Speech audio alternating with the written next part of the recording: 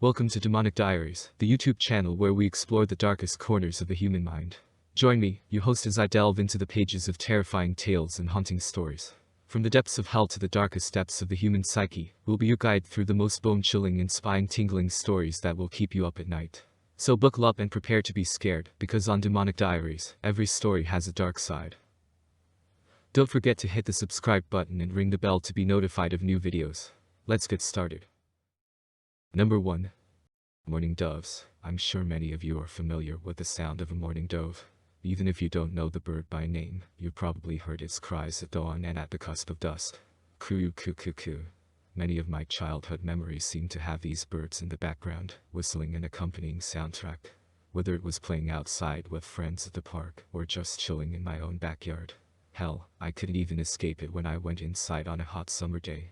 The open windows gave the doves an involuntary audience.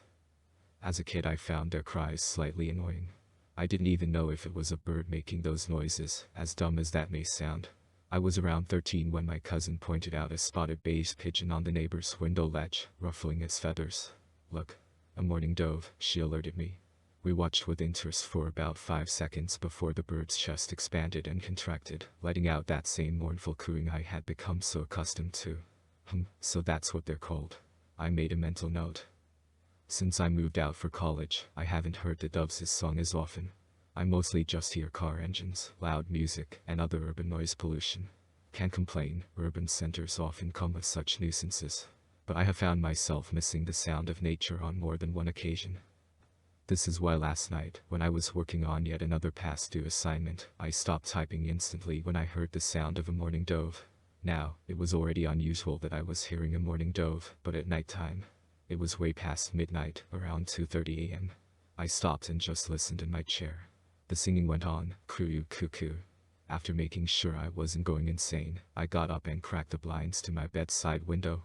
There, on the ledge, was a mourning dove. It had a beautiful cream-colored coat with a few black spots towards its tail. It didn't seem startled that a human was staring at it through an inch of glass. I made sure not to make any sudden movements as I observed. It jerked its head all around in classic bird fashion, before repeating the chorus to a sorrowful song. I watched it for a minute or so, listening to it cycle the same melody over and over. That was when the panic set in that I'm still not done my report, which was due at midnight, and I closed the blinds and hurried back to my computer. I began writing a sentence when I heard a loud scream from outside. I got up and ran to the blinds again, yanking on the chain and letting the blinds fly upwards. The mourning dove was completely turned around, facing me through the window. In place of its little black peepers were bloodshot human eyes. It was staring back at me, completely still with pupils constricted. No cooing, nothing. I stood in shock, locking eyes with this dove well frozen in terror. It felt like forever before the dove finally turned around and flew off into the night sky, at which point I dropped the blinds and speed-walked to the kitchen for some water. I paced back and forth, taking sips of my water every few strides. What the hell was I just witness to? Though my heart was thumping like mad, I eventually rationalized that I was hearing and seeing things due to lack of sleep. I mustered up the courage to go back to my room, and, keeping my gaze on the window, sat down slowly and began to type. After a paragraph or so of writing, I had returned to my state of flow and was solely focused on my paper. Until I heard the cooing again. I looked at the desktop clock. 2:57 a.m. What in the actual fuck? Jittering, I stood up slowly and walked over to the window. I used my fingers to split 2 blinds apart slowly, before stumbling back onto my ass. The dove was right up against the glass, looking at me with bloodshot eyes, and bearing a sharpened set of human-like teeth in its beak. I sat on the floor, staring at the exact spot in the blinds where I cracked them. There's no way this is not real, this cannot be real, I tried to convince myself. I kept muttering to myself, trying to get a grip, but I couldn't. I knew this was more than just drowsiness at this point. After a minute on the floor in total silence, I stood up and creaked to the bedroom door. I went out into my living room and just lay down on the couch, racking my brain for any logical explanation as to what I just experienced, a fruitless endeavor. If anything, I went to bed more terrified of all the ways in which the stove was violating what I knew to be real. I couldn't sleep all night, but I didn't have class in the morning. I lay there, thankfully not hearing any more sounds whatsoever, until about 7 a.m. My eyes had grown so accustomed to staring at the dark ceiling that I noticed the sun bleeding its light in through the nearby kitchen window. I got out of bed, went to the bathroom to take a much-needed piss, and then walked back out. Before I could traverse the hallway to get back to the living room, the cooing started. Again. At this point I pulled out my phone and opened up the keypad. I scrambled to enter 911 before catching myself. How the hell do I tell the cops that a fucking pigeon is threatening me? As the cooing went on, I put my phone back in my pocket and just listened. I was not going to make the same mistake that I had made last night. Who knew how many more jump scares my body could take before shutting down on me? I slowly sat back down on the couch, listening to the cooing. By this point my eyelids felt like they had weights attached to them, and I listened for a good few minutes before shutting my eyes for good. That is when the cooing turned into inhumane, rapid-fire shrieks. Coo, coo, coo, coo, coo. It sounded like a dying man who just got into a car accident attempting to imitate a bird. The adrenaline got the better of me, and I ran to the kitchen window at full speed before yanking the blinds up. There was an extremely skinny naked man dotted with beige feathers hanging off the ledge of my window, 15 stories up from the ground. His pupils were dilating and constricting back and forth in tandem with his cries. He locked eyes with me and started cooing louder before raising one of his arms to bang on the window. But his arm wasn't a human appendage. His fingers spread out into long, thin bones that were bare at the end, where his skin had ceased to cover them. His mouth was extremely malformed. His lips were torn off and in their place were solid extensions jutting out from the underlying bone. His tongue was long, and his teeth were stained dark with what seemed to be blood. He started to peck at the window using his monstrous deformation of a mouth, keeping his eyes locked with mine the entire time. His neck inhumanely snapped back and forth to help him accomplish his goal. I didn't even move. By this point I might as well have been looking through him due to the shock. A loud shriek snapped me out of my trance as I looked down and watched the falling man get smaller and smaller. He fell straight into the bushes near the base of the building, and everything went dead quiet. I wouldn't stop staring at the bush for a good 5 to 6 minutes straight, making sure nothing crawled out of there. But gaining what little composure I could, I eventually shifted my attention to the several cracks in the glass, along with the micro stains of blood where his beak made contact. At this point I ran hastily to my neighbor, knocking hard on the door. After no response, I called him, and he eventually opened the door in a groggy, half-awake state. I gave him a 20-second rundown of the insanity that just took place and convinced him to come back with me to my apartment to corroborate my story. The window was flawless when we returned. Hell, it looked cleaner than it did before that whole fiasco went down. My neighbor told me to lay off the drinks or whatever else I was using as he stumbled out of my apartment, grumpy that I woke him up. I woke him up. Did that fucking thing shrieking and banging on my window not make any noise? Where the hell did the cracks and blood in the window go? After a good hour of pointless deliberation, my body had had enough, and I cowered on the living room couch. I woke up at around 5 p.m. earlier today, and the whole thing felt like a fever dream. I ordered some takeout and tossed Seinfeld on the TV, forgetting about what had happened mere hours prior. That is, until I heard a mournful cooing coming from my bedroom window. It's now 9 p.m., and the cooing has been constant for the past 3 hours. I've become strangely used to it at this point, but I reckon that's just the shock and denial in me taking over. I'm looking for another place as I write this. Number 2. Behind you. I have only been driving for a year. I have never had to replace a broken part in my car. I have never even had my car break down. I've only ever changed my wiper fluid and filled my car up with gas. I mean, tonight was like any other night, was doing my regular routine of going to the gym, stopping at a gas station to grab a protein shake, and heading home to play video games. I take this dark rural road to get home from the gym. Aside from one intersection with a flashing red light and the odd house, the road is bleak and empty. I was on my way home listening to music when my car died. It was instant. Everything went dark. I was confused. I thought that my engine would at least start to sputter before my car died. I ended up calling my brother to let him know that I needed a jump and that he'd be here in 10 minutes. I decided, out of fear of animals, that I would lock myself in my car and distract myself on my phone until my brother arrived. I looked around at the darkness surrounding me. It was creepy. It was like I was in a tub of black paint, not a speck of light in sight. Not long after starting to watch a video on my phone, I heard a light tapping sound coming from my roof. Tap tap tap. Now, I thought it could be some sort of tree branch tapping my car, as I was right beside the entrance to a forest with overhanging trees, but that is when I realized the tapping was more methodical. Tap tap tap pause tap tap tap pause. I wondered if maybe an animal had gotten onto my roof and decided to turn on my phone's flashlight and open my door to check my roof, and sure enough it was empty. What made me feel uneasy, though, was that none of the trees near my car could reach the roof of it. I sat back into my car when I decided to call my brother to see where he was. "I'm 5 minutes away, man. Stop calling me." I hung up and opened Instagram and started scrolling. As time went on, I realized it had been 30 minutes since I had called him. I decided to call him again, and I got the same answer. "I'm 5 minutes away, man. Stop calling me." Before I could even ask anything else, he had hung up. This couldn't be possible. It was 10 minutes from my house to this location, and he'd been driving for nearly 45 minutes. My brother is normally lazy, but he wouldn't lie about having left the house when I'm in a situation like this. That's when I heard it again. Tap, tap, tap. This time it sounded like it was on the window, and so I scanned the windows and saw nothing. That was until I checked the rearview mirror. A dark figure filled the glass, and shining my phone's flashlight on it revealed its horrible features. Pale skin, milky white eyes devoid of any color, boasting an ear-to-ear smile. I let out a scream, and that's when it disappeared from my back windshield. I called my brother a third time and yelled, "Where the fuck are you?" "I'm 5 minutes away, man. Stop calling me." And the phone hung up.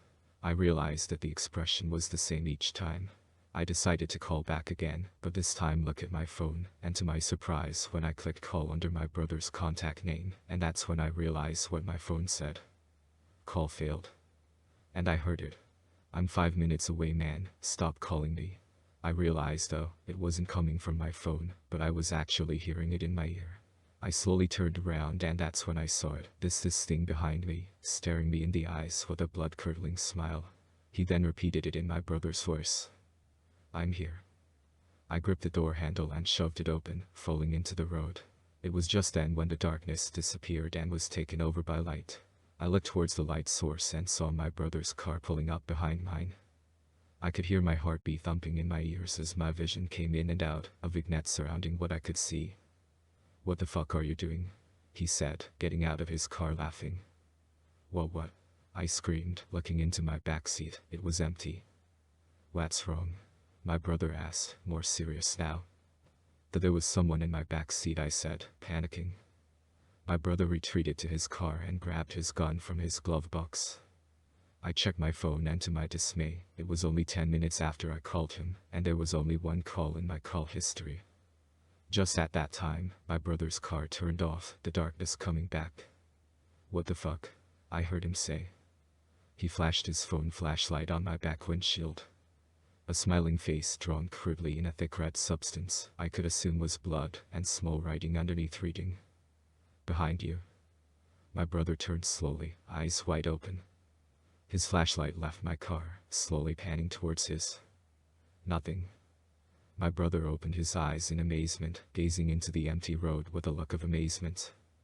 "Dude, let's get the fuck out of here," I screamed, motioning to his car. He snapped out of his trance-like state and quickly made his way back to his car. He turned the key, and to my relief, his car turned on, and finally, I felt safe. He locked the doors, and we sat there for a few minutes evaluating what to do. We decided we would go home, then return for my car the next day. My brother peeled out and drove home faster than we should have, but slower than we liked. We walked in the door and we locked all the doors. I dialed 911 and sat on the phone with the police. Although there was a chance they wouldn't believe me, I thought it was best that I told someone. 2 officers came to investigate and question us, filed a report, did a search around the property, and left. The following weeks were mainly sleepless. I decided to not go back for my car, as I didn't want to leave my house. I had my sanity in mind, and not leaving my house was better than risking someone keying my shitbox 1997 Civic. I installed security cameras around the outsides and insides of the house, got new locks for the doors, and obsessed over my personal security. I would sit in my room for hours watching those cameras, forgetting to eat. My brother came to me and told me he needed to go on a vacation to find himself. He said he would be back in a few weeks. I begged and pleaded for him not to go, but it was no use. He packed his stuff into a backpack and left. I invited a friend to come stay with me while my brother was gone. He helped me, and finally I was able to get some sleep. I just couldn't shake that face out of my mind, and I couldn't shake the feeling that someone was watching me. I was finally feeling better since my brother had left and told my friend that he didn't have to stay with me anymore. My friend left and the next few days were better. I was able to leave the house, going for walks, etc. One night I was watching a hockey game on TV. I heard footsteps approaching the front door, followed by a scratching. I grabbed a pocket knife I had on the table and stood up. I was tense, but comfortable and knew if someone was trying to get in I was ready. The door swung open hard. My brother stood there smiling. "Holy shit, man, you scared the fuck out of me," I said, letting out a sigh of relief. "Hey buddy, how are you?" "Oh god, put the knife down," he said, still smiling. Something was off, that smile, it was too white for a human. I rubbed my eyes, and the smile seemed to be normal again, was probably suffering from some sort of PTSD from what happened a few weeks prior, I thought. My brother locked himself in his room the entire day. Weird behavior, but he wanted to rest, I thought. Throughout that day, the silence was broken with occasional screeches and bangs from my brother's room. That night I was in my room, 4 monitors monitoring the cameras. My anxiety was back, and with that, I knew that the next week would be sleepless. I was in my room writing down my experience when my LED light strip around my desk went dark. Power was out. I had a power supply unit hooked up to my setup, which gave me around 2 hours of power. I decided on staying at my desk until the power went out, and hopefully I would be asleep by then. I had just started to nod off, and that's when I saw some movement in the living room. I looked closer and saw a figure standing, peeking its head around the wall leading to the bedrooms. It was dark, and I could make out features, but nothing concrete. I leaned in to get a better look, and that's when it approached the camera. It revealed itself, smiling again, with its wide smile, eyes milky white like I remember. It raised a long, skinny white arm with long fingernails, each decorated with a thick, crusty fingernail. It let out a little wave before tilting its head and forming its fingers into a pointing motion. It was motioning behind me. I flipped around to see my bedroom completely empty. When I turned back to the camera, the figure was gone. When I looked at my peripheral vision on one of my monitors, my bedroom's camera showed a tall, white figure standing behind me, waving at the camera with its same smile. My name is Detective Bannock of the Dakota County Police Department. The above text was found when investigating a missing persons case at a rural home in southeastern Minnesota. Tyler Edwards and his brother Liam Edwards were both reported missing by their parents. After searching the house, there was no signs of forced entrance. The computers were left on, a notepad was left open on the desktop containing the above text, whilst the cameras remained filming. After reading the notes and watching the cameras, we cannot confirm a figure in the house. The power of the house went down between 2:37 a.m. and 3:12 a.m., and during this time, the camera footage was frozen. The brothers left without taking any of their belongings. Tyler's car was found with a destroyed battery on a rural road south of his home. Tyler's room was filled with tons of security equipment, weapons, and multiple locks on his door. Liam's room was completely empty. Repeatedly drawn on the walls was a depiction of a smiling face, with the mouth being too big for the face. If you have any information on the brothers' whereabouts, please contact the Dakota County Police Department non-emergency line. Number 3. If you ever find Dargez nectar, you'll probably be one of the ones who have been looking for it all their lives, and thus won't need any instructions on what to do with it. Just the same, it's pretty simple, at least to start with. Make sure your affairs are in order, in case you have a bad reaction, and then, bottoms up. The coming months are the least pleasant part. You'll find yourself unable to keep food down long before you're far enough along to stop needing it. Same with sleep. The color of your blood will be off, and your veins will consequently stand out more. Expect a few ingrained body parts, little things, just fingers and ears and teeth, usually pressing up against the skin. Make sure you're caught up on your booster shots because you're never going in for a checkup again. Or wearing anything more revealing than a trench coat in public, most likely. Eventually, a little cut on your belly will start unhealing, becoming a pus-filled wound in a few days. Over the coming week, 3 things will emerge from this. The first object resembles a greasy black beech nut with maybe a tooth or 2 growing from it. When you're dead, someone will eventually find it and use it to make a new batch of Dargez nectar. Hide it well, make things fun for future generations. The second object basically looks like a softball-sized cluster of veins, many of them broken and leaking oily black stuff, all wrapped around something. Then it'll squirm and you'll notice the twisted little skinless fetus in the middle. It will only survive for about 20 seconds. Burn the remains. The third object will, well, let's just call it Object 3. It's easier that way. You can plant it anywhere you want. I advise some place where you don't mind spending all your time and no one else would go. Your backyard or under your cellar works if you don't have any roommates, as long as there's fertile soil. Dig at least 5 feet down. It won't want to be buried, but just keep piling dirt onto it. If you can still hear it when you're finished, you didn't go deep enough. Its veins, or roots, I guess, will eventually spread in all direction about 1.5 feet for every year of your life. Grass and weeds will grow stiff and bony, or black and oily, or take on the color and texture of a spider bite, or rice paper. Wood will be infected too. You'll hear the arteries in your walls pulsing on quiet nights. The ground will rot with dead insect and animal life. Don't mow your lawn, it bleeds like hell. This is your sanctuary. No matter what threats or injuries beset you outside, here you will be safe and healthy. Well, what passes for healthy for you now?